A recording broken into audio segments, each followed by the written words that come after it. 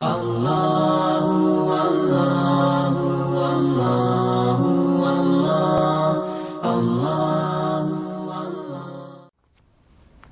الحمد للہ وکفا وسلام علی عبادہ الذین اصطفیٰ اما بعد اعوذ باللہ من الشیطان الرجیم بسم اللہ الرحمن الرحیم رب هب لی من الصالحین سبحان ربک رب العزت عما یصفون وسلام علی المرسلین والحمد للہ رب العالمین اللہم صلی علی سیدنا محمد وعلی آل سیدنا محمد وبارک وسلم۔ گزشتہ کل کے بیان میں یہ بات سمجھائی گئی کہ بچے کی اچھی تربیت کے لیے مار نہیں پیار کی پالیسی بہتر ہوتی ہے۔ مار نہیں پیار، اس لیے کہ سزا دینے سے غلطی ختم نہیں ہوتی، بچے میں غلطی چھپانے کی عادت پکی ہو جاتی ہے۔ وہ ماں باپ سے غلطی چھپاتا ہے، سپلٹ پرسنالٹی بن جاتا ہے۔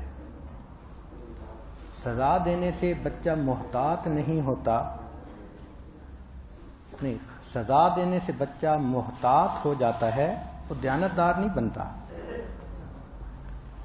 So punishment can control misbehavior, but it cannot reduce the desire to misbehave. مار کے باوجود مس بہیو کرنے کی ڈیزائر اسی طرح رہتی ہے۔ ہاں، بعض بچوں میں مار کی وجہ سے رد عمل کے طور پہ پڑھائی میں دلچسپی ختم ہوتی ہے، وہ کم گریڈ میں نمبر لے کر ماں باپ کو ستاتے ہیں اور اپنے آپ کو ونر محسوس کرتے ہیں۔ دیکھا، مجھے مارا تھا، اب میں نے آپ کو پریشان کیا نا۔ گھر کے کاموں میں دلچسپی ختم ہو جاتی ہے۔ سزا دینے سے بچے کے دل میں بڑوں پہ اعتماد ختم ہو جاتا ہے۔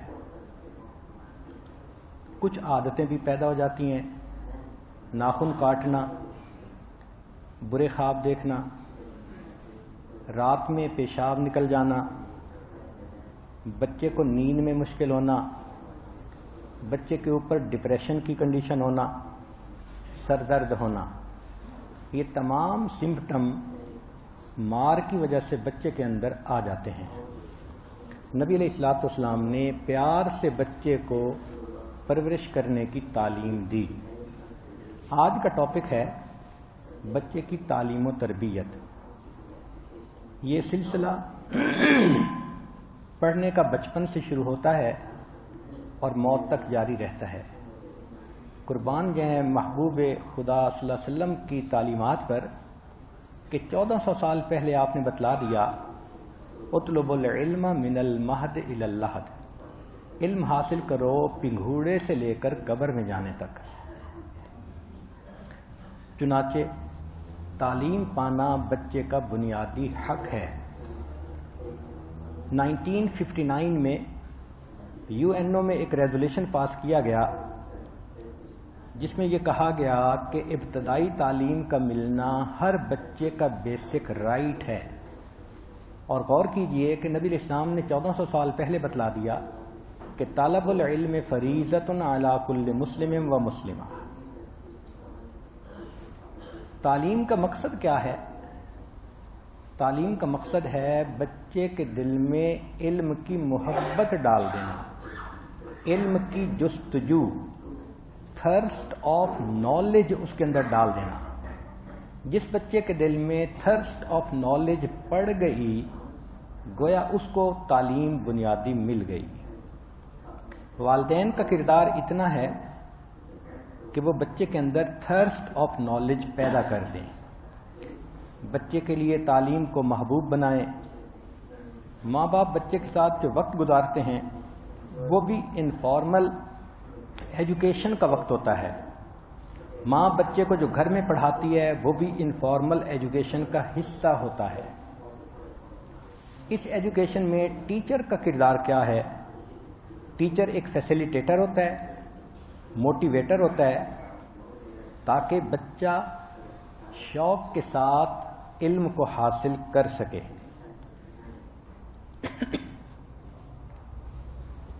اس میں ایک بات ذہن میں رکھیے کہ انسان کے جو برین کی گروتھ ہے وہ بہت اہم ہے، اس کو سمجھنے کی ضرورت ہے۔ آپ کے سوچنے کے لیے ایک بات کہ اللہ رب العزت کے ہاں 4 کا عدد اور 7 کا عدد یہ بہت سگنیفیکنٹ ہیں۔ دیکھیں، اللہ تعالیٰ نے زمین کو بنایا 2 دن میں، مگر وبارک فیہا فی 4 ایام، زمین کے اندر جتنے ریسورسز پیدا کیے اس میں 4 دن لگے۔ پھر 4 اولو العزم انبیاء، 4 آسمانی کتابیں، 4 فرشتے نمایاں، پھر نبی علیہ الصلوۃ والسلام کے 4 خلفاء جن کو خلفاء راشدین کہتے ہیں۔ اس امت کو اللہ نے 4 فقہیں عطا فرمائیں، اس امت کو اللہ نے 4 تصوف کے سلسلے عطا فرمائے۔ 4 مہینے بعد ماں کے پیٹ میں بچے میں روح ڈالی جاتی ہے۔ قیامت کے دن 4 سوال ہوں گے جس کا جواب دیے بغیر کسی کے پاؤں ہل نہیں سکتے۔ پھر نبوت کا اظہار بھی 40 سال، 4 کی ملٹیپلیکیشن۔ موسیٰ علیہ السلام کو طور پر گئے تو 40 روزے، 4 کی ملٹیپلیکیشن۔ صوفیاء کے ہاں بھی چلہ روحانی صحت ٹھیک کرنے کے لیے، تبلیغ جماعت میں بھی چلہ لگواتے ہیں کہ انسان میں دین آ جائے۔ تو 4 کا عدد ایک سگنیفیکنس رکھتا ہے، اسی طرح 7 کا عدد بھی ایک سگنیفیکنس رکھتا ہے۔ 7 آسمان، 7 زمینیں، جہنم کے 7 دروازے، جنت کے 7 درجے۔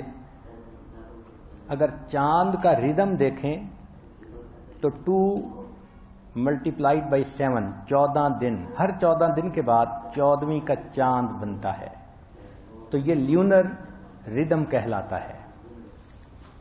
پھر یوسف علیہ السلام کے قصے میں 7 سال قحط کے اور 7 سال پھر اچھے، پہلے 7 سال اچھے فصل کے، بعد میں 7 سال قحط کے آئے۔ انسانی جسم کے اندر بھی یہ 7 کا سائیکل امپورٹنٹ ہے۔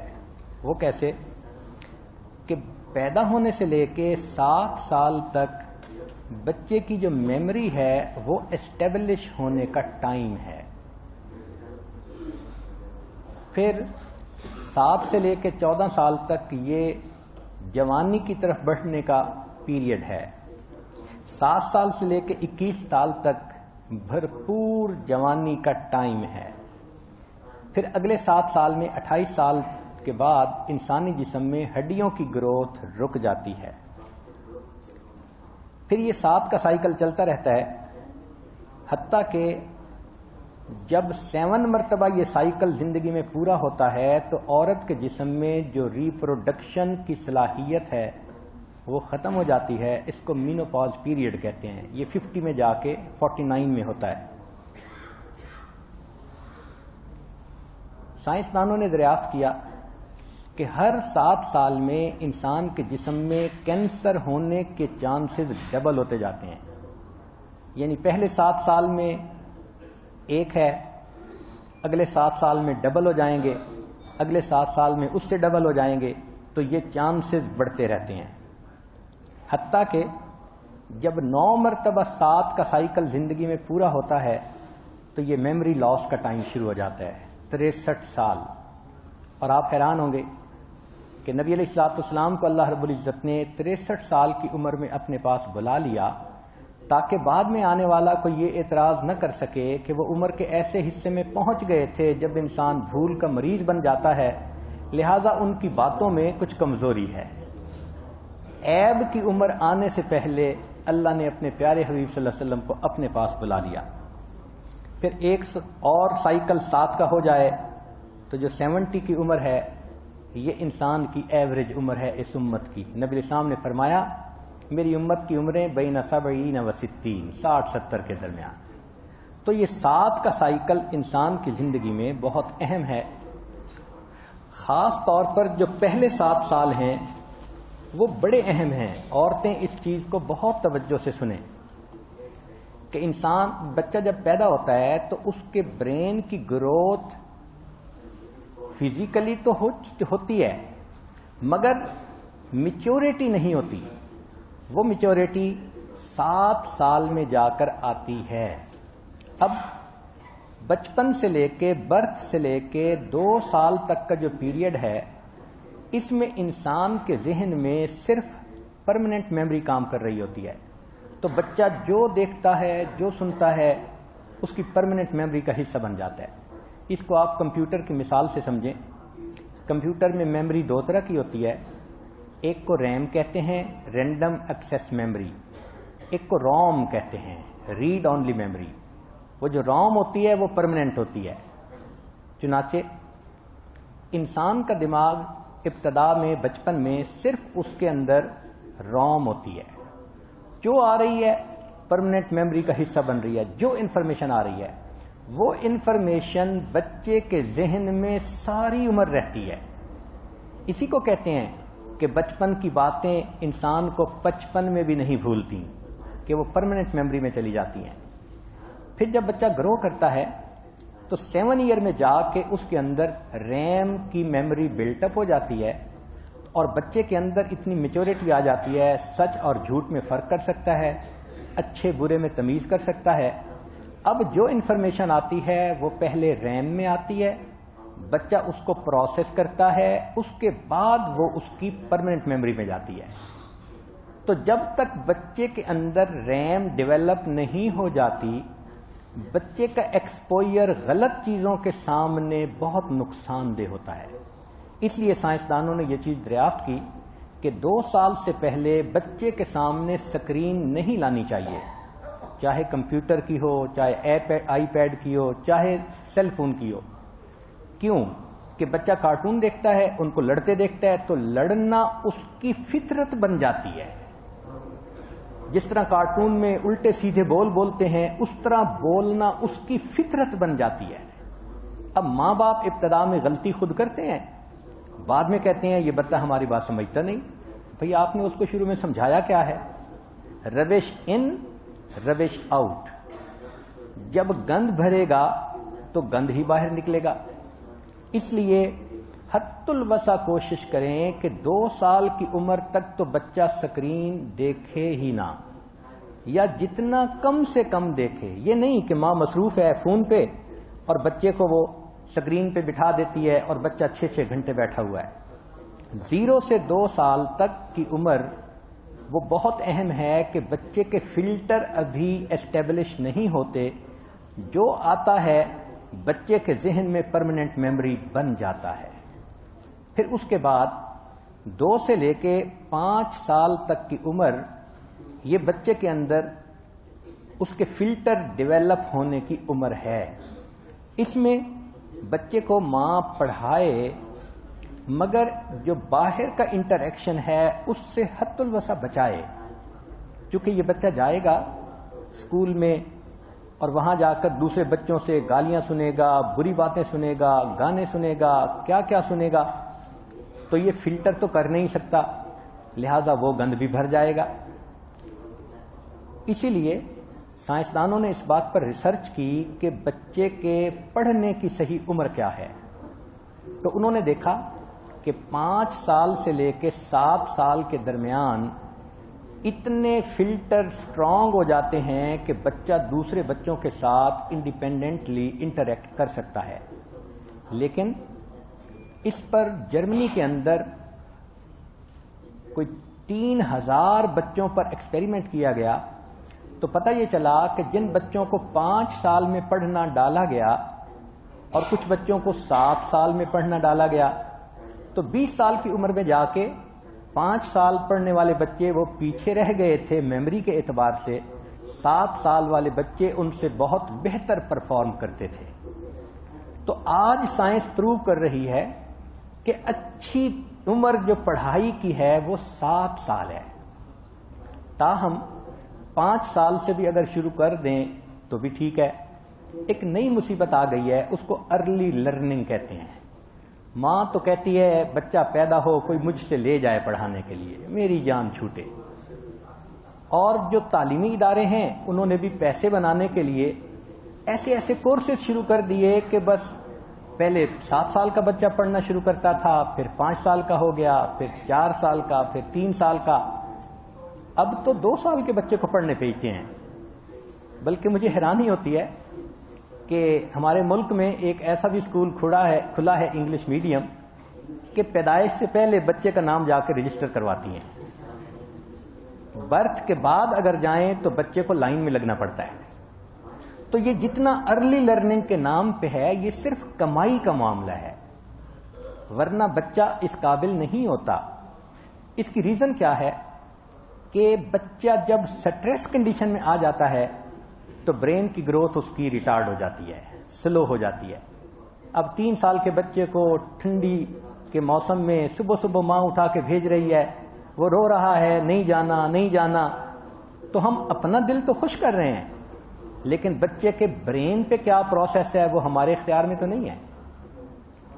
اس لیے جب ہم اپنے دور میں تھے تو ہمارے دور میں 6 سال میں بچے کو اسکول بھیجا جاتا تھا.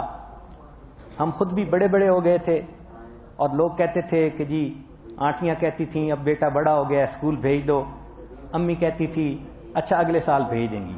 تو 6 سال کی عمر میں اسکول گئے اور الحمدللہ کہ ایسی عمر تھی کہ ہمیں پہلے دن سے رائٹ اور رانگ کا اندازہ تھا جو ماں نے سمجھایا تھا. لہذا برتھ سے لے کے 2 سال تک کی عمر no screen, no exposure to external environment. پھر 2 سے لے کے 5 سال کنٹرولڈ انوائرمنٹ، ماں ساتھ رکھے خود پڑھائے. یہ انفارمل ایجوکیشن کا وقت ہے. بچہ پڑھتا ہے، بچہ یاد کرتا ہے، سورہ یاسین یاد کراؤ، آخری پارہ یاد کرواؤ، مگر بچے کو اپنوں میں رکھیں، وہ کسی ایسے کے پاس نہ جائے جو اس کو کوئی بری بات کر دے. یہ واچ فل رہنے کا وقت ہوتا ہے ماں کے لیے. پھر 5 سے لے کے 7 سال اس درمیان بچے کو باقاعدہ انسٹیٹیوشن میں فارمل ایجوکیشن کے لیے بھی بھیج دیں تو بھی ٹھیک ہے، مگر ماں کے اوپر ایک ذمہ داری آتی ہے کہ روزانہ جب بچہ اسکول سے واپس آئے تو اس کی اسکریننگ خود کرے، کیونکہ وہ خود تو نہیں کر سکتا نا. اب 15 منٹ اس کا انٹرویو کرے، تمہارے دوست نے کیا کہا، تمہارے ٹیچر نے کیا کہا، تم نے کیا دیکھا، تم نے کیا سنا. بچہ ہر چیز کو کھول دیتا ہے اور ماں ساتھ ساتھ بتاتی جائے بیٹا یہ ٹھیک ہے اور یہ ٹھیک نہیں ہے. اب ماں جو سارٹنگ کرتی جائے گی تو وہ چیز پھر بچے کے لیے پرماننٹ میموری میں بھیجنا آسان ہوگا اور جو غلط ہوگا بچہ اس کو ڈیلیٹ کر دے گا. تو یہ پہلے 7 سال بچے کی گروتھ کے لیے بہت اہم سال ہیں. یہاں ایک بات یہ بھی ذہن میں رکھیں کہ جن بچوں میں پیدائشی طور پر کچھ کمی رہ جاتی ہے، مثلا بچہ پیدا ہوا مگر لو برتھ ویٹ تھا یا پری میچور پیدا ہو گیا 32 ویک سے پہلے، تو ایسے بچوں کے برین میں بھی کمی ہوتی ہے. علماء نے، سائنسدانوں نے لکھا ہے کہ ماں پہلے 7 سال میں اچھی انفارمل ایجوکیشن دینے کی وجہ سے ان بچوں کی اس ڈیفیشنسی کو میک اپ کر سکتی ہے. اب عام عورتوں کو اس بات کا پتہ ہی نہیں کہ انفارمل ایجوکیشن جو گھر میں ماں کرتی ہے وہ اتنی اہم ہے. چنانچہ کچھ دنوں پہلے یونیورسٹی آف واروک UK میں ایک ریسرچ پروگرام چلایا گیا جو برتھ سے لے کے 13 سال کے بچوں تک تھا. 13 سال انہوں نے بچوں کو اسٹڈی کیا اور اسٹڈی کرنے کے بعد وہ اس نتیجے پر پہنچے کہ جو پیرنٹنگ سٹائل ہے اگر وہ اچھا ہو تو جو بچے بچپن کے اندر کمی کے ساتھ پیدا ہوتے ہیں وہ 13 سال کی عمر میں جا کر نارمل بچوں کے ساتھ ایکولی گڈ ہو جاتے ہیں. سبحان اللہ. ہمارے مشائخ فرماتے تھے کہ ماں کی گود بچے کا پہلا مدرسہ ہوتی ہے. آج کی سائنس کی دنیا نے بھی وہی بات ثابت کر دی.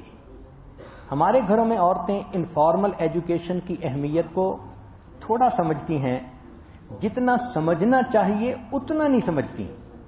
لہذا آج تعلیم کے معاملے میں اس انفارمل ایجوکیشن کے اوپر بھی روشنی ڈالی جائے گی. بچپن میں بچے کو تعلیم شروع سے ہی شروع کروا دینی چاہیے.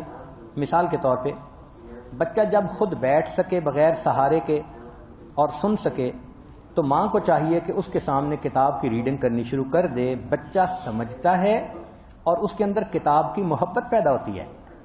عجیب بات کہ اس عمر میں بچہ جب ماں کو کتاب پڑھتے دیکھتا ہے تو اس کی پرماننٹ میموری میں یہ بات چلی جاتی ہے کہ یہ کوئی اچھی چیز ہے جو میری ماما کر رہی ہے. تو ایسے بچے میں پڑھائی کی محبت پیدا ہو جاتی ہے، ساری زندگی اس کو کتابوں سے محبت رہتی ہے.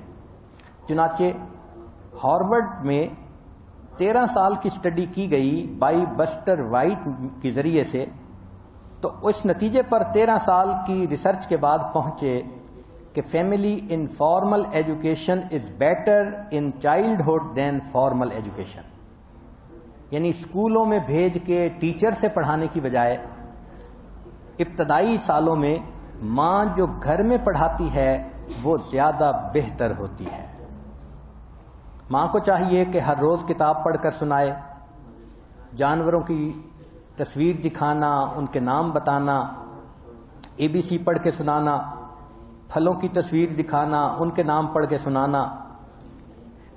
پھر جو بچے کو سنائیں، اگر بچہ بول سکتا ہے تو پھر اس سے کویسچن بھی پوچھیں کہ آپ نے یہ جو پڑھا تھا، تو بچہ آپ کو اس کا جواب دے گا تو پتہ چلے گا کہ بچہ لرن کتنا کر رہا ہے. بچے کے سامنے صفحے کھول کر پڑھائیں تاکہ بچے کو عادت پڑے کہ کتاب کے صفحے کھول کے پڑھا جاتا ہے. پھر ایک اور اہم بات کہ جب بچے کو لے کے کہیں جائیں تو اپنے ارد گرد کی چیزوں کو ضرور پڑھیں. یہ بچے کا موبائل مدرسہ، مثلا دکانوں کے نام یا ٹریفک کے جو سائنز ہوتے ہیں یا اور اس قسم کے جو چیزیں لکھی ہوتی ہیں یا نمبر لکھے ہوتے ہیں، یہ پڑھ پڑھ کے، یا سپیڈ لمٹ لکھی ہوتی ہے، یہ پڑھ کے بچے کو سنانا، اس سے بھی بچے میں علم آتا ہے. پھر ایک کتاب نہ پڑھیں، بدل بدل کے کتابیں پڑھیں تاکہ بچے کا ٹیسٹ بھی بدلتا رہے. ایک بات ذہن میں رکھیں کہ جب بچہ بڑا ہو جائے تو ریڈنگ تو اس وقت بھی اس سے ضرور کروائیں، مگر ایک فرق ہونا چاہیے کہ جو کتاب اس کو پڑھنے کے لیے آپ دیں اس کو پہلے خود پڑھیں. بعض کتابوں میں بہت پوائزنس مٹیریل ہوتا ہے، شروع سے ہی وہ لو سٹوریز شروع کر دیتے ہیں اور اس قسم کی باتیں کہ بچہ بچپن سے ہی کچھ اور خیالات میں چلا جاتا ہے. تو یہ اسکریننگ ماں کے ذمہ ہے. ہر ماں بچے کے سامنے 15 سے 20 منٹ روزانہ ریڈنگ کو لازم سمجھے. ریڈنگ کا بیسٹ ٹائم بیڈ ٹائم ہوتا ہے، یعنی سونے سے پہلے. اس وقت بچے کو پڑھ کے سنائیں اور بچے میں دلچسپی پیدا کریں تو وہ بچہ اچھی طرح بات کو سمجھتا ہے. پڑھائی کو صرف پڑھائی نہ کریں، پڑھائی کے درمیان لطیفہ سنا دیا، پڑھائی کے درمیان چھوٹی سی سٹوری سنا دی، بچے کو ہنسا دیا، اس کو دلچسپ بنا دیا تو پھر بچہ اس پڑھنے کی نشست کو اچھا سمجھتا ہے، اس سے بور نہیں ہوتا. اب بچے کو کچھ سبجیکٹس میں باقاعدہ پڑھانا پڑتا ہے. مثال کے طور پہ لینگویج کے اندر بچے کو کوئی بھی لینگویج سکھانی ہو تو اس بارے میں چند باتیں یاد رکھیں کہ 3 سال کی عمر تک اکثر بچے 3000 ورڈز کو یاد کر لیتے ہیں. 3 سال کی عمر تک.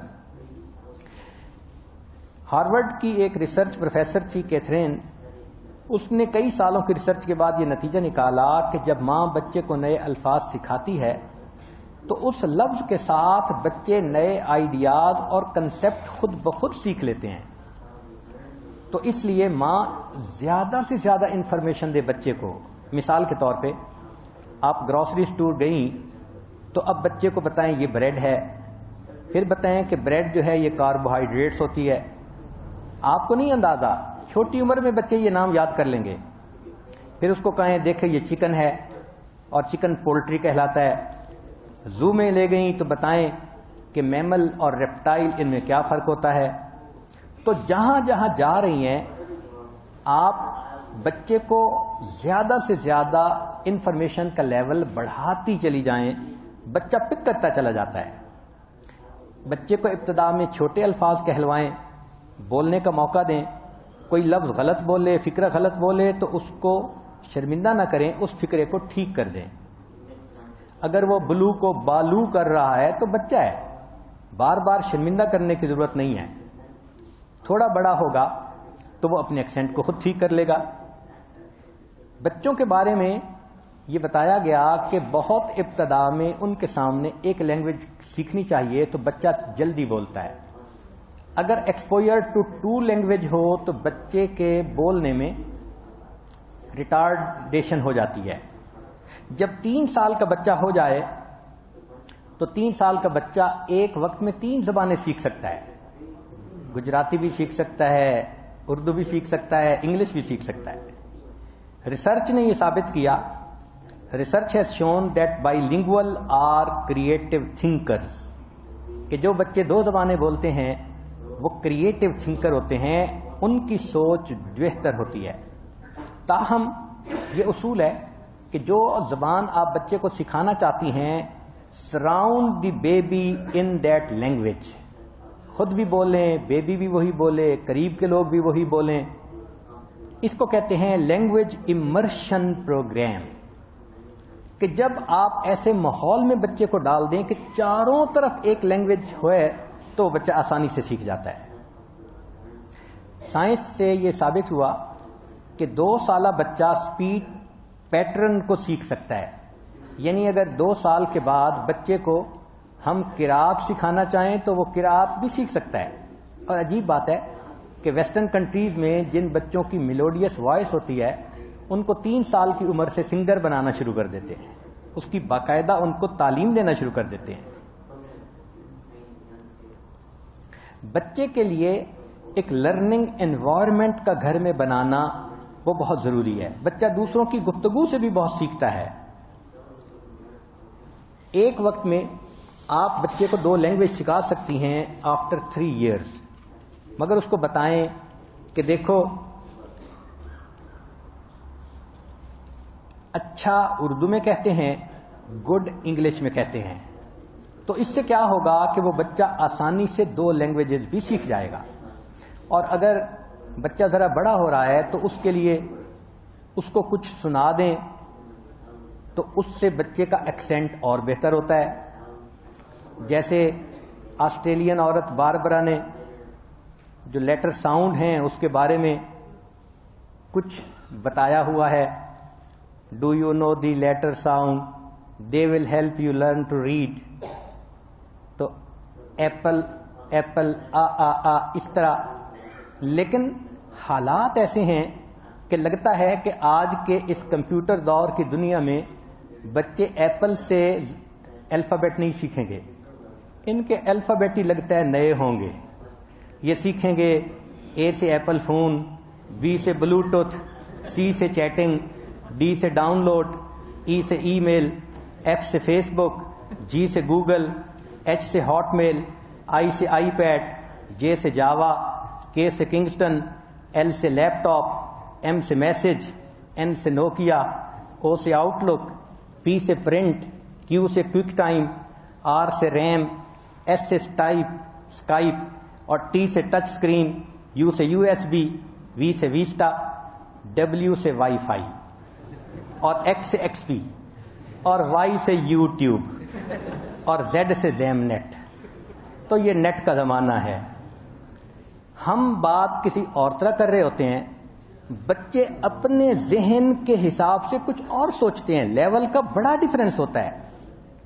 یہ ایسا ہی ہے کہ جیسے استاد پڑھا رہا تھا کہ شتر مرغ ایک جانور ہے، یہ بہت مضبوط ہوتا ہے، سیدھا سادہ ہوتا ہے، ہر چیز کھا لیتا ہے، اس کو ہر چیز ہضم ہو جاتی ہے، دکھائی بھی کم دیتا ہے. تو جب یہ اسپیسیفکیشن سنی تو ایک لڑکی دوسرے سے کہنے لگی کہ پرفیکٹ شوہر کی صفات اس میں ہوتی ہیں. تو بچہ کچھ اور سوچتا ہے، بڑے کچھ اور سوچتے ہیں.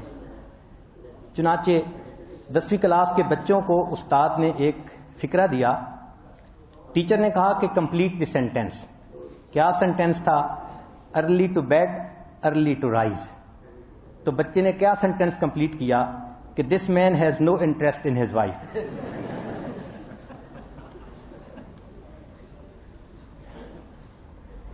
جب انٹرنیٹ پڑھاتے ہوں پیریڈ وار کالج میں تو اونچا کیوں نہ ہو تعلیم کا معیار کالج میں. اگرچہ دوسرے مشروب بھی مہنگے نہیں ملتے مگر چلتا ہے اکثر شربت دیدار کالج میں. وہ ڈگری کی بجائے میم لے کر لوٹ آیا ہے ملا تھا داخلہ جس کو سمندر پار کالج میں.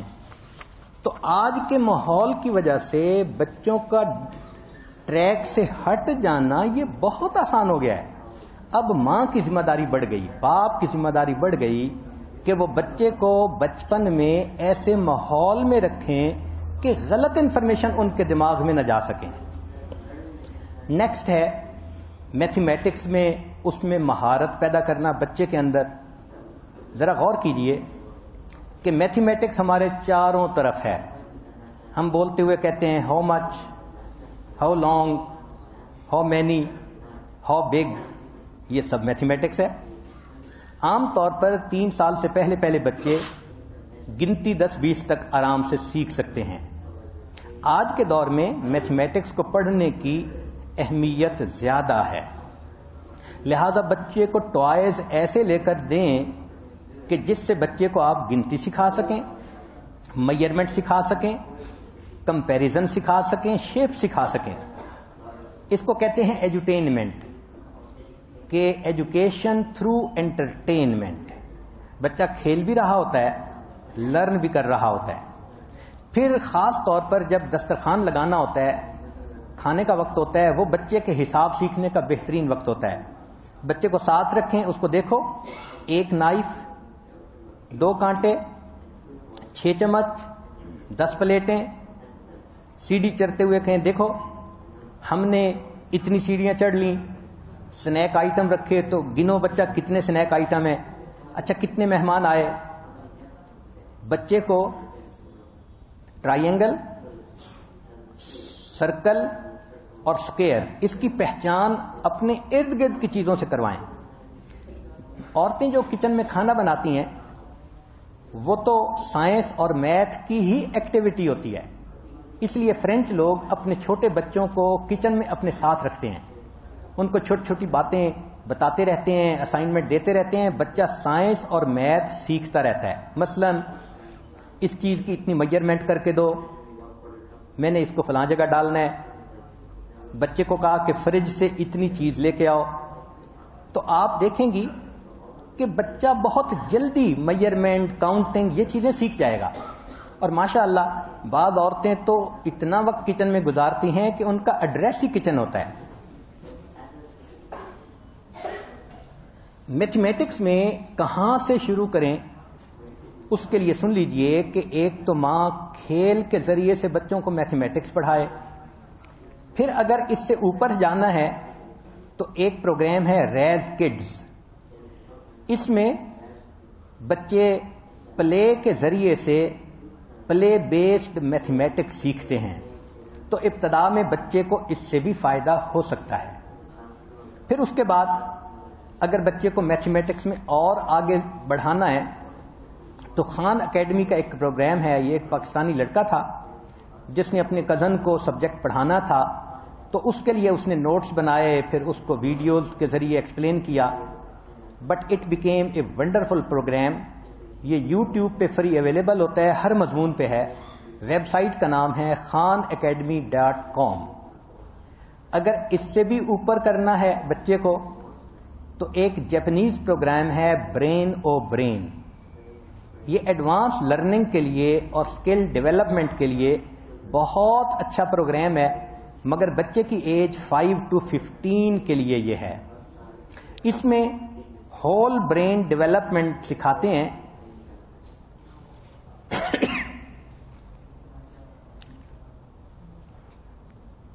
اور بائی یوٹیلائزیشن آف ایبیکس, تاکہ بچے کا پورا ذہن اس مضمون کو سیکھنے کے لیے یوٹیلائز ہو سکے. اگر اس سے بھی اچھا بچے کو لیول دینا ہے تو ایک پروگرام ہے کیومن. یہ ایک جاپانی سائنسدان تھا, اس نے 1954 میں اوساکا میں اس پروگرام کو شروع کیا تھا. پھر بعد میں امریکی سائنسدانوں میں اس پہ زیادہ محنت کی تو اب یہ امریکن پروگرام کہلانے لگا. اس میں بچے کو subtraction, division, multiplication, friction, calculus تک سکھا دیتے ہیں. چھوٹا بچہ کیلکولس کے بھی سوال حل کر لیتا ہے. تو یہ اس میتھمیٹکس کو سکھانے کے لیے ایک کافی اچھا پروگرام ہے. مائیں ان باتوں کو اچھی طرح یاد کر لیں. پھر بچے کے پاس جب بیٹھی ہوں تو بچے کو اپنی فنگر سے کاؤنٹ کرنا سکھائیں, کارڈز کے ذریعے سے کاؤنٹ کرنا. اس کو کہتے ہیں انٹر ایکٹیو ایکٹیویٹی. تو بچے اپنے انگلیوں کے پوروں پہ ہی وہ گنتی گنتے ہیں اور ان کو اس کا اچھی طرح شوق ہو جاتا ہے. میتھمیٹکس میں بچے کو آپ کنسپٹ سکھائیں, رٹا نہ لگوائیں, میمورائزیشن ہی نہ کروائیں. بس اتنا دیکھیں کہ بچہ لرن کرتا ہے. جب ایک چیز کو لرن کر لیں تو پھر اس کو آگے بڑھائیں. مثلاً آپ ڈسٹنگ کر رہی ہیں تو بچے سے کہیں بتاؤ بیڈ روم میں کتنی چیئرز ہیں, اچھا کتنے فریم دیوار پر لگے ہوئے ہیں, اس کمرے میں بلب کتنے لگے ہوئے ہیں. اب ان چیزوں کے کرنے سے بچہ ماں کے ساتھ خوش بھی رہتا ہے, وقت بھی گزرتا رہتا ہے اور بچے کو میتھمیٹکس بھی آتا رہتا ہے. جب بچہ آپ کے کسی سوال کا صحیح جواب دے تو اس کو اس کا انعام دیں. انعام میں پیار سے دیکھنا یہ بھی ایک انعام ہے, محبت کی نظر, مسکرانا یہ بھی انعام ہے, بچے کو کس کرنا یہ بھی انعام ہے. انعام کا مطلب صرف روپیہ پیسہ نہیں ہوتا. اپریسیشن کی کوئی بھی کیفیت وہ بچے کے لیے پرائز ہوتی ہے. بچے کو اعتدال کی سپیڈ سے پڑھاتی رہیں, اتنا تیز نہ ہو کہ بچہ اس کو بوجھ محسوس کرنے لگے.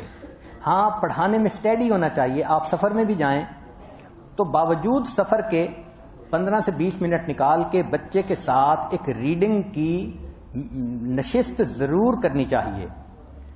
جب آپ باہر ہیں تو بچے سے سوال ضرور پوچھا کریں. مثلا بتاؤ اس چیز کے پرائس ٹیگ پہ کتنی پرائس لکھی ہوئی ہے. اچھا بتاؤ ٹیکسی والے نے کتنا کرایہ مانگا. بتاؤ اس ٹکٹ کی قیمت کیا ہے. اچھا کتنے پیسنجر یہاں بیٹھے ہیں. اس طرح کے کویسچن وہ بچے کو ایکٹیویٹی بھی دیتے ہیں اور بچے کے ذہن میں میتھمیٹکس کی اہمیت بھی بیٹھتی ہے. آگے ہے دینی علوم میں مہارت. دینی علوم میں مہارت کا ایک طریقہ تو یہ ہے کہ بچپن سے ہی بچے کو فضائل اعمال اور حکایات صحابہ, جتنی فائدہ مند یہ 2 کتابیں ہیں, شاید بچے کے لیے دوسری کوئی کتاب اتنی فائدہ مند نہیں. تو ہر ماں کو چاہیے کہ بچپن سے ہی فضائل کی احادیث سنائیں, سٹوریز سنائیں. تو فضائل کی حدیث سے تھیوری مل جائے گی اور حکایات سے پریکٹیکل مل جائے گا. تو بچے کے اندر دین کی ایک محبت پیدا ہوتی چلی جائے گی. آگے بڑھیں تو قصص النبیین سنائیں. حضرت موسیٰ علیہ السلام کا واقعہ ایسے تھا, یوسف علیہ السلام کا واقعہ ایسے تھا. اور آگے بڑھیں تو پھر بزرگوں کی تقاریر بھی سنائیں, نعت بھی سنائیں, نماز پڑھنا سکھائیں. یہ بچے کی ایک انفارمل ٹریننگ ہے دینی چیزوں کے بارے میں. اگر آپ اس سے تھوڑا اور آگے بڑھنا چاہتی ہیں تو ساؤتھ افریقن علماء کی کتابیں ہیں جن کو تسہیل سیریز کہتے ہیں, عقائد, حدیث, فقہ, ادب کے بارے میں. تو ماں ان کتابوں کو پڑھ کر سنائے. جن ملکوں میں علماء اویلیبل نہیں, امریکہ, یورپ, دوسری جگہوں پر, وہاں پر عام طور پر ہم نے دیکھا کہ سنڈے اسکول ہوتا ہے. تو سنڈے اسکول میں ہی یہی چیزیں پڑھائیں. اور دنیا میں ہر ملک میں جو مکتب سسٹم ہے اس کو ہم نے تعلیم میں سب سے زیادہ بہترین پایا ہے. اللہ جزائے خیر دے ان علماء کو جنہوں نے یہ مکتب سسٹم شروع کیا کہ یورپ, امریکہ جہاں بھی چلے جائیں, مکتب سسٹم جہاں ہے وہاں بچوں کی دینی بنیاد بہت مضبوط ہوتی ہے. اگر اس سے بھی اوپر جائیں تو پھر بچے کو کسی عالم کے پاس بھیجیں, جامعہ میں بھیجیں, استاد سے باقاعدہ وہ کتاب پڑھے, قرآن حفظ کرے, ترجمہ پڑھے. تو جامعہ جانا یہ گویا علم کی ایکسٹریم ہے. آج کل مختلف ملکوں میں نہ جامعات ہیں نہ استاد ہیں، تو پھر اگر بچہ بڑا ہو گیا تو اس کو انٹرنیٹ کے ذریعے بھی آپ دینی تعلیم دلوا سکتی ہیں.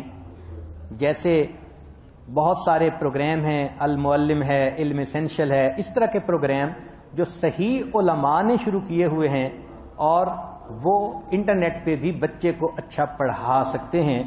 یہ بھی ایک طریقہ ممکن ہے. اب اگلا ٹاپک ہے کہ technology as a learning tool. ہم ٹیکنالوجی کے دور میں ہیں اور آج کے دور میں بچے کو آپ ٹیکنالوجی سے دور نہیں رکھ سکتی. رکھیں گی تو بچہ جب بڑا ہوگا تو وہ اس طرح بھاگے گا جیسے کوئی جیل سے نکل کے بھاگتا ہے اور پہلے سے زیادہ برا ہو جائے گا. اس لیے اپنی سپرویژن میں بچوں کو ٹیکنالوجی سکھائیں تاکہ وہ ضرورت کے وقت ان کو استعمال کر سکیں. پہلا پوائنٹ کہ 3 سال تک تو بچے کو گیمز سے بچائیں، ویڈیو گیمز اور ان چیزوں سے، چونکہ فلٹر ہی ڈیولپ نہیں ہوتے. 3 سال کے بعد پھر بچوں کو بتائیں. پھر اس کے بعد اگر بچہ کچھ اسکرین پہ کھیلتا بھی ہے تو اس سے ہینڈ آئی کوآرڈینیشن اس میں پیدا ہوتی ہے. پھر بچے کو جب ذرا بڑا ہو جائے تو کمپیوٹر پروگرام سکھائیں. اس کا طریقہ یہ کہ پہلے بچے کو ٹائپنگ سکھائیں، پھر اس کو آفس پروگرام ونڈوز میں جو ہے وہ سکھائیں، پھر ایکسل اور اس قسم کے باقی پروگرام. پھر بچے کو بے شک آپ ویب سائٹ ڈیزائن کرنا سکھائیں، پروگرامنگ سکھائیں، پھر ایپ ڈیولپمنٹ سکھائیں، پھر اس کو روبوٹک یا گرافک ڈیزائن میں لے جائیں. ہم نے یہ دیکھا ہے کہ جو بچے ڈیزائننگ میں پڑ جاتے ہیں وہ گندی ویب سائٹ پر پھر جاتے ہی نہیں ہیں. ایسا انٹرسٹ ڈیولپ ہوتا ہے وہ گھنٹوں بیٹھے رہتے ہیں گرافک ڈیولپمنٹ میں. تو یہ بھی ایک طریقہ ہے بچے کو بری ویب سائٹ سے بچانے کا کہ اس کو کچھ چیزیں سکھا کر ایسے شوق میں ڈال دیں کہ جس میں وہ اپنی ہی چیزیں ڈیزائن کرتے رہیں اور وہ گندی ویب سائٹ پہ جانے سے بچے رہیں. اب اگلا پوائنٹ ہے بچے کی تربیت کے بارے میں. تربیت کے بارے میں یہ بات ذہن میں رکھیں کہ جب بچہ تھوڑا سا بھی بڑا ہو جائے تو اس کے ساتھ کنٹرول کو شیئر کریں، ڈیسیژن میکنگ کو شیئر کریں. مثلا آپ چلنا چاہتی ہو یا دوڑنا چاہتے ہو، سیٹ پہ دائیں طرف بیٹھنا ہے یا بائیں طرف بیٹھنا ہے، ابھی گھر جائیں یا 10 منٹ کے بعد جائیں. تو بچے کو چوائس دیں. چوائس دینے سے 2 فائدے ہوتے ہیں. ایک تو بچہ جب خود ڈیسیژن لیتا ہے تو مطمئن ہوتا ہے، دوسرا اس میں سیلف کانفیڈنس آتا ہے، اس میں ڈیسیژن میکنگ آتی ہے، اس کی ول پاور بڑھ جاتی ہے، اس بچے میں وزڈم پیدا ہوتا ہے، اس بچے میں ریسپانسبلٹی بڑھتی ہے. عجیب بات کہ چھوٹا سا یہ پوائنٹ ہے مگر کتنی صفتیں بچے کے اندر پیدا ہو جاتی ہیں. ہم نے دیکھا بہت ساری مائیں بچوں کو چوائس نہیں دیتی، وہ سمجھتی ہیں بس یہ لوہے کی مشین کی طرح ہیں، جو کہیں گے بس وہی کریں. ایسا نہیں ہوتا. تو بچے کو چوائس دیں، پھر دیکھیں کہ بچہ تنگ بھی نہیں کرے گا. بچے کے بارے میں یہ سن لیں کہ 9 منتھ کا بچہ باقی دنیا میں جتنی سپیشیز ہیں ان سے زیادہ عقل مند بن جاتا ہے. 9 منتھ کی ایج میں بچے کا برین اتنا ڈیولپ ہو جاتا ہے کہ جتنی سپیشیز باقی دنیا میں ہیں ان سے اس کی میموری، برین وہ سب سے زیادہ بہتر ہو جاتا ہے. تو بچے کو اس کا ذہن استعمال کرنے کی عادت ڈالیں. ڈسپلن بچے کو محبت سے سکھائیں، الفاظ سے نہیں سکھا سکتی. ایک اصول یاد رکھیں کہ بچے ان ماں باپ کو پسند نہیں کرتے جو بہت محبت دے کے بگاڑ دیتے ہیں. بچے کہتے ہیں جی انہوں نے ہمیں اگنور کیا. بچپن میں تو وہ خوش ہوں گے، جب ذرا بچے ہوں گے تو ہیٹ کریں گے. ہم گھر میں ہوتے تھے، ہم دوسرے بچوں کے ساتھ یہ بری حرکتیں کرتے تھے، ماما دھیان ہی نہیں دیتی تھی. وہ یہ نہیں سمجھیں گے کہ ماما نے فریڈم دی تھی، وہ بچی کہے گی ماما نے مجھے اگنور کیا تھا. تو آپ کی فریڈم بچے کے ذہن میں بنے گی کہ ماں نے مجھے اگنور کیا اور میں بری بن گئی. تو بچے کو پیار دیں، مگر پیار کے ساتھ ایک لمٹ ہے اصولوں کے معاملے میں سختی بھی کریں. سائنس نے یہ ثابت کیا ہے کہ بچے ان ماں باپ سے زیادہ محبت کرتے ہیں جو محبت بھی دیں مگر اصولوں پر سختی بھی کریں کہ بچے اس کو اچھا سمجھتے ہیں. چنانچہ دنیا میں جتنے چیمپئن لوگ گزرے ہیں کسی بھی کھیل میں، تعلیم میں، کام میں، تو دیکھا گیا کہ ان میں سے ہر بچے پر ماں، باپ، استاد یا ایسے کوچ کا ایفیکٹ زیادہ تھا جو نرم بھی تھا مگر سخت بھی تھا. تو استاد کی نرمی اور استاد کی سختی اس نے اس کو اتنا پرفیکٹ بنا دیا کہ وہ دنیا کا چیمپئن بن گیا. تو اچھی ماں وہی پیار بھی دے، اصولوں پر سختی بھی کرے. بچہ جانے کہ ہاں یہ جو ہے نا کام مجھے نہیں کرنا، ماما نے منع کر دیا ہے. ایک آخری بات کہ بچے کو اچھی عادات بتانے کی ضرورت نہیں، اچھی عادات سکھانے کی ضرورت ہے. دوبارہ سنیے، بچے کو اچھی عادات بتانے کی ضرورت نہیں، اچھی عادات سکھانے کی ضرورت ہے. خود وہ کام کر کے دکھائیں تو بچہ اس کو جلدی سیکھے گا. چنانچہ کسی نے کیا اچھی بات کہی کہ religion must not only be taught, it must be caught. Religion must not only be taught, it must be caught. دین صرف پڑھائیں نہیں، دین پر عمل کر کے دکھائیں تاکہ بچہ اس پر عمل کرنے والا بن جائے، اور یہ کام ابتدا میں ماں کر سکتی ہے. چنانچہ اس عاجز نے ذکر و سلوک کو اپنے بچپن میں اپنے فارسی کے استاد سے سیکھا ہے. ہمارے ایک مفتی صاحب تھے، انہوں نے پند نامہ پڑھایا تھا بہت بچپن میں، اور اتنا بتایا تھا کہ ایک بڑے ولی تھے خواجہ فرید الدین عطار رحمۃ اللہ علیہ، انہوں نے تذکرۃ الاولیاء کتاب لکھی، انہوں نے پند نامہ لکھا ہے. تو جب مجھے بچپن میں یہ پتہ چلا کہ یہ ایک ولی کی کتاب ہے لکھی ہوئی اور اولیاء پہ تذکرہ لکھا، تو اولیاء کے تذکرے تو ماں باپ سے پہلے سے سنتے تھے، ایک شوق پیدا ہو گیا. اب پند نامے کو جب اس عاجز نے بچپن میں پڑھا تو یوں لگتا ہے کہ پورا تصوف اسی وقت گھٹی میں پڑ گیا تھا. پھر باقی ساری زندگی میں نے پند نامہ کی تفصیل ہی پڑھی ہے.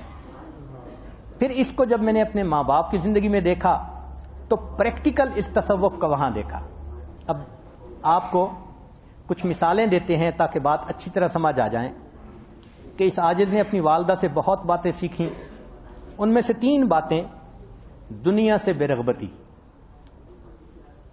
اتنی بے رغبتی کہ یہ عاجز جب فیکٹری کے اندر مینیجر تھا، بہت تنخواہ تھی، ٹکا کے پیسے تھے، اپنی والدہ کو بھی دیتا تھا. میری والدہ نے پوری زندگی مجھ سے کبھی پیسے مانگنے کا تذکرہ ہی نہیں کیا، پوری لائف میں. آپ حیران ہوں گے، انسان پہ کبھی اچھا حال، کبھی برا، کبھی یہ ضرورت، کبھی وہ ضرورت.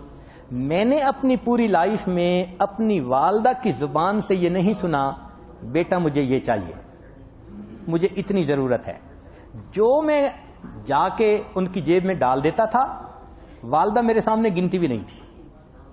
تو والدہ کے اس خلق سے میرے دل میں دنیا کی اتنی بے رغبتی آئی کہ میں بتا نہیں سکتا. زہد انہوں نے سکھا دیا. ورنہ عورت تو بچے سے کہتی ہے اتنی تنخواہ ہے، اتنی مجھے دو، اتنی ادھر دو، کمانڈ کرتی ہے. مگر اس والدہ نے بتلا دیا کہ دیکھو دنیا سے بے رغبت ہونا ہی اصل ولایت ہوتی ہے. دوسری بات، مہمان نوازی.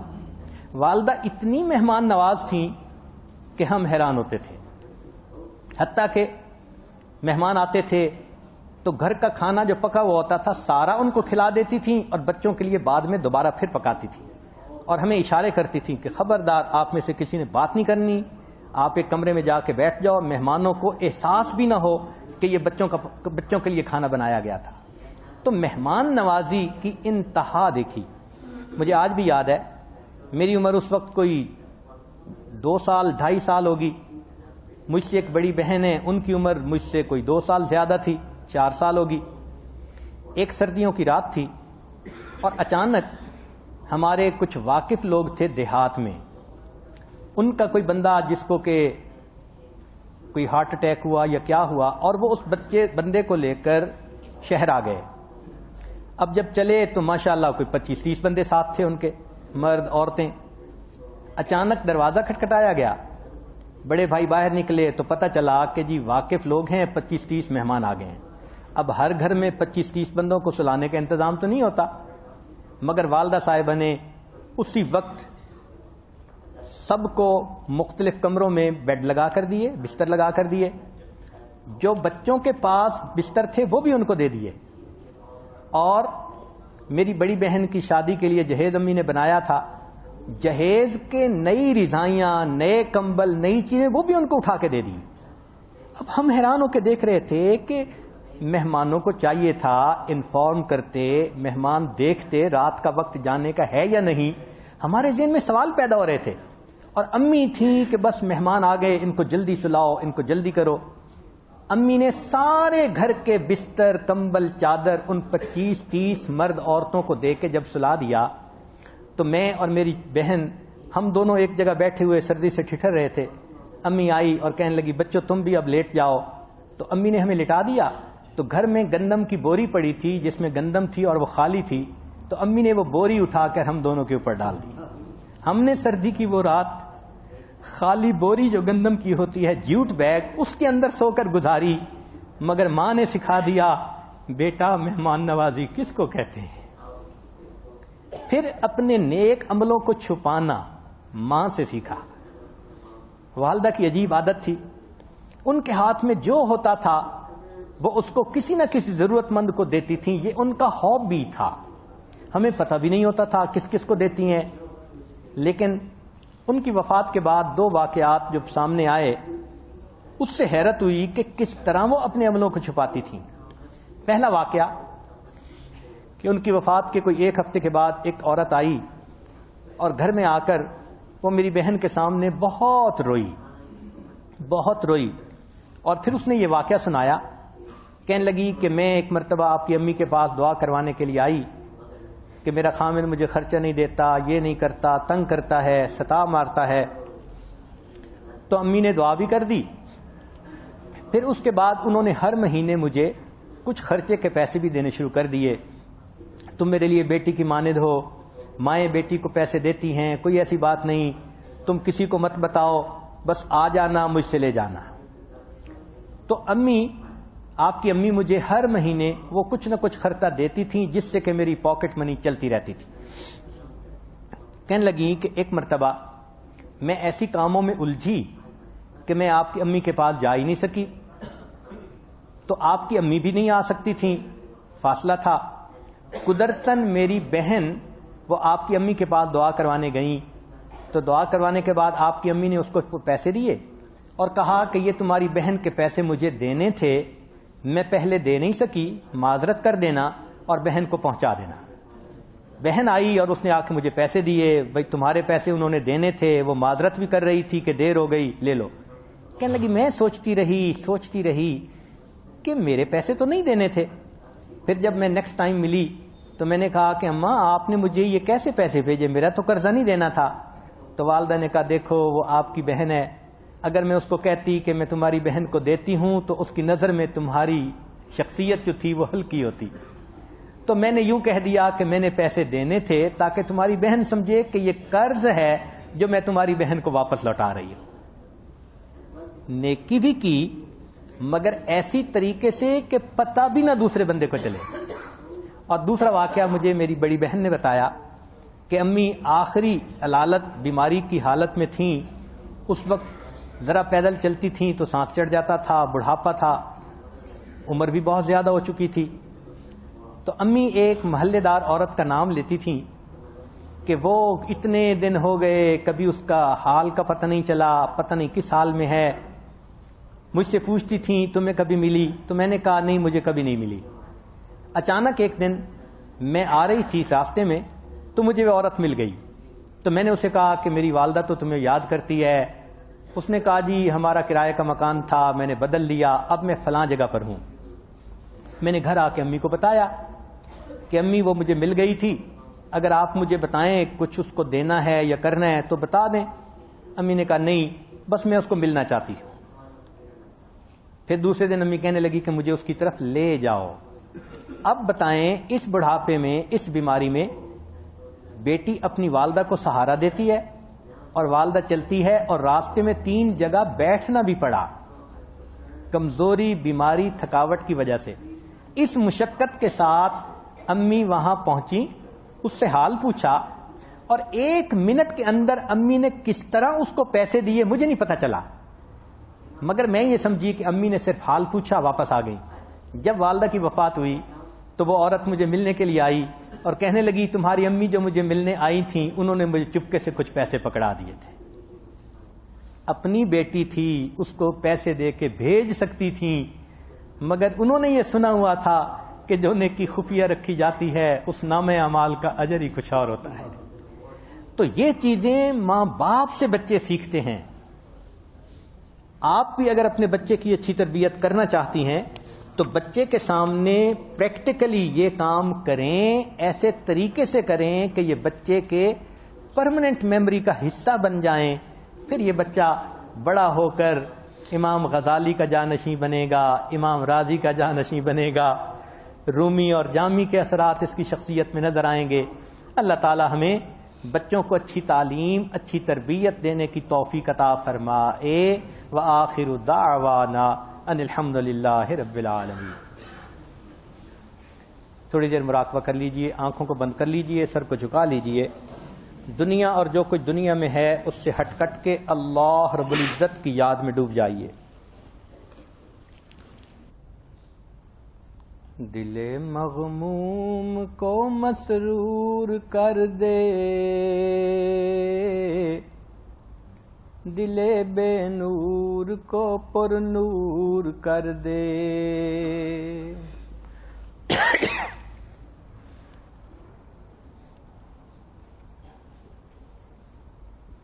فروزاں دل میں شمع طور کر دے،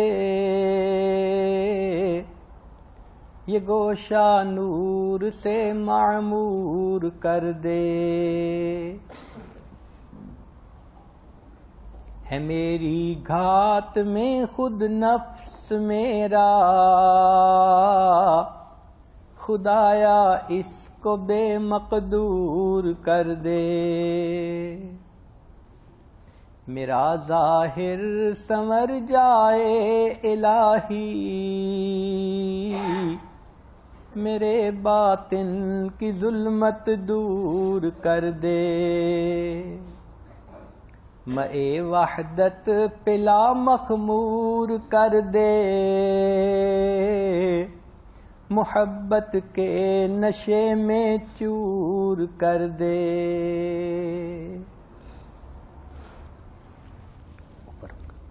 لا الہ الا اللہ محمد الرسول اللہ۔ سبحان ربی العلی الوہاب۔ اللہم صلی علی سیدنا محمد وعلی آل سیدنا محمد وبارک وسلم۔ ربنا ظلمنا انفسنا وان لم تغفر لنا وترحمنا لنکونن من الخاسرین۔ اے اللہ ہم آپ کے عاجز مسکین بندے ہیں، اللہ ہمارے گناہوں کو معاف فرما، ہماری خطاؤں سے درگزر فرما، ہمارے عیبوں کی پردہ پوشی فرما، اللہ برے دن سے محفوظ فرما، اللہ بری رات سے محفوظ فرما، میرے مالک برے کاموں سے محفوظ فرما، اے اللہ ہمیں برے انجام سے محفوظ فرما، اللہ ہدایت ملنے کے بعد گمراہی سے محفوظ فرما، میرے مالک سیدھا رستہ ملنے کے بعد بھٹکنے سے محفوظ فرما، اللہ اپنا قرب حاصل ہو جانے کے بعد اپنی دوری سے محفوظ فرما، اللہ نعمتیں مل جانے کے بعد نعمتوں کے چھن جانے سے محفوظ فرما، اللہ عزتیں ملنے کے بعد ذلت سے محفوظ فرما، میرے مالک نفس و شیطان کے مکر و فریب سے محفوظ فرما، اللہ نفس و شیطان کے مکر و فریب سے محفوظ فرما، اے اللہ اللہ یہ رمضان کی مبارک گھڑیاں ہیں،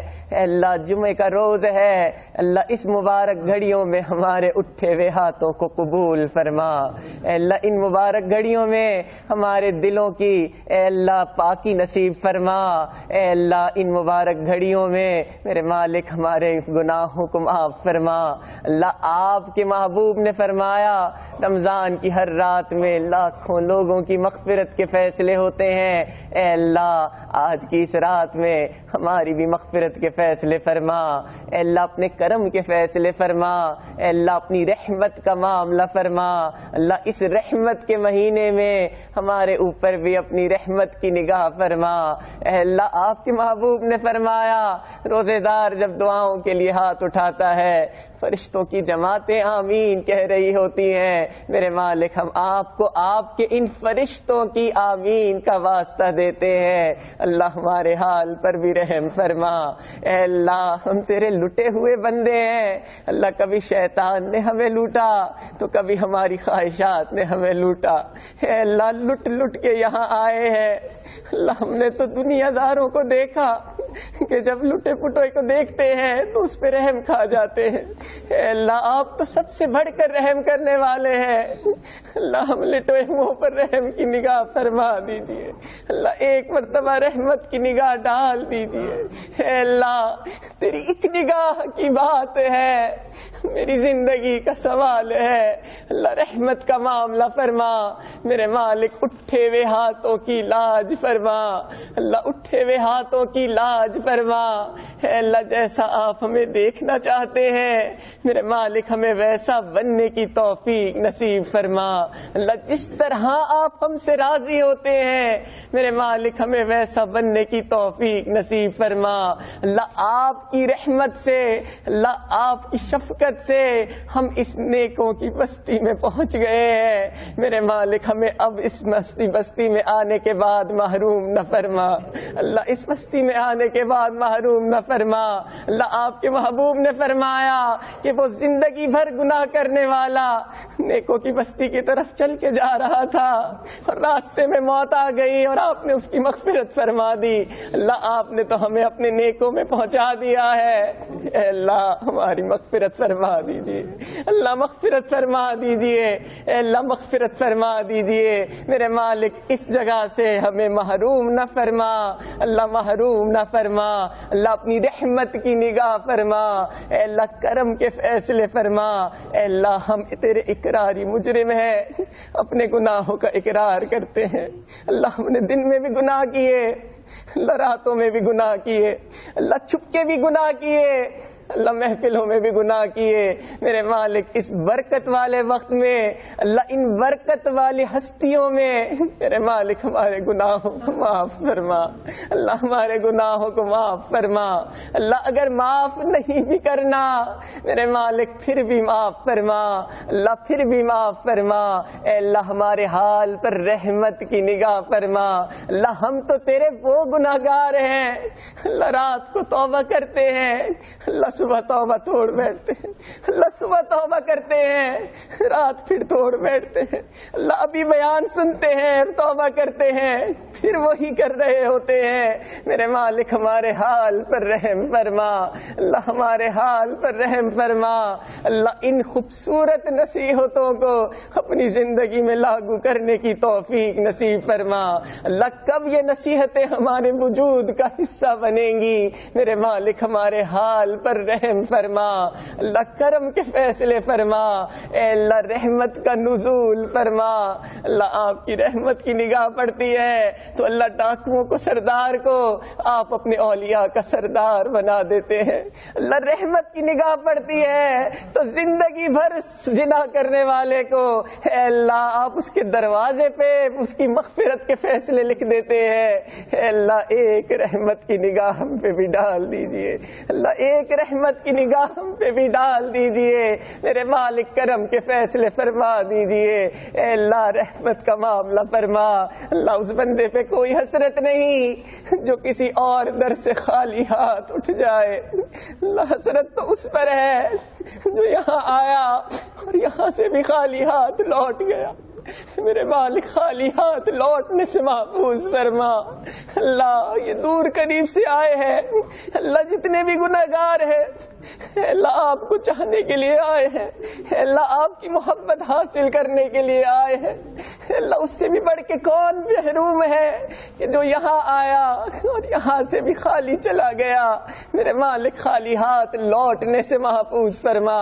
اللہ ہمارے سینوں کو اپنی محبت سے لبریز فرما اللہ، اپنے عشق کی آتش ہمارے سینوں میں پیدا فرما اللہ، اپنی سچی محبت نصیب فرما اللہ، اپنے پیارے محبوب کی سچی محبت نصیب فرما اللہ، اپنے نیک بندوں کی سچی محبت نصیب فرما اے اللہ۔ شریعت پر اے اللہ بے تکلفی کے ساتھ عمل کی توفیق نصیب فرما اے اللہ، نماز کی حضوری نصیب فرما اللہ، سجدے کا سرور نصیب فرما اللہ، رات کے آخری پہر کے مناجات کی لذت نصیب فرما اے اللہ۔ ہمیں اپنی اولادوں کی صحیح تربیت کرنے کی توفیق نصیب فرما اے اللہ، صحیح تربیت کرنے کی توفیق نصیب فرما اے اللہ۔ جو تربیت میں کمی کوتاہی ہو گئی میرے مالک اس پہ نادم و شرمندہ ہے اللہ، اپنی رحمت سے ان کوتاہیوں کو معاف فرما اے اللہ، ان کوتاہیوں کو معاف فرما اے اللہ، اپنے کرم کے فیصلے فرما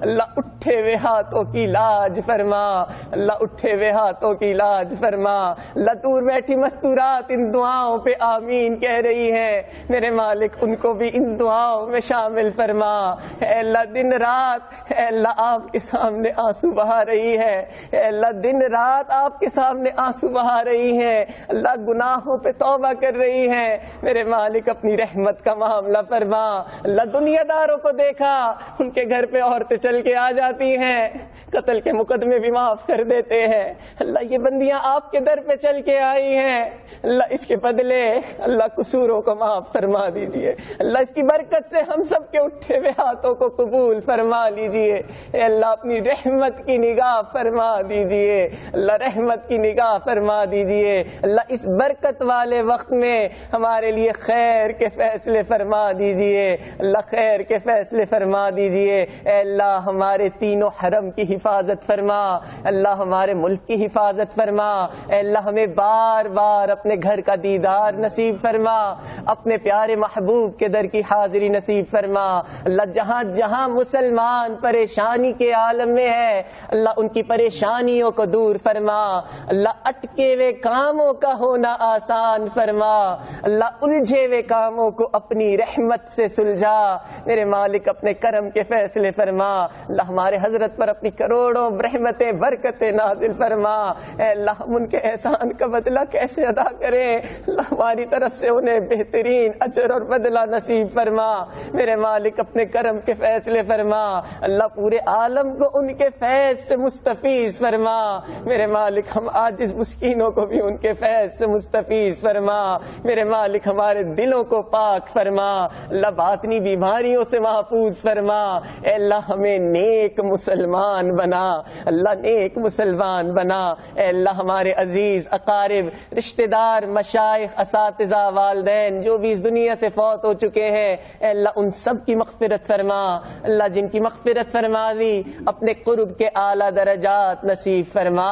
ربنا تقبل منا انک انت السمیع العلیم، تب علینا انک انت التواب الرحیم، وصلی اللہ تعالی علی حبیبہ سیدنا محمد وعلی آلہ واصحابہ اجمعین برحمتک یا ارحم الراحمین۔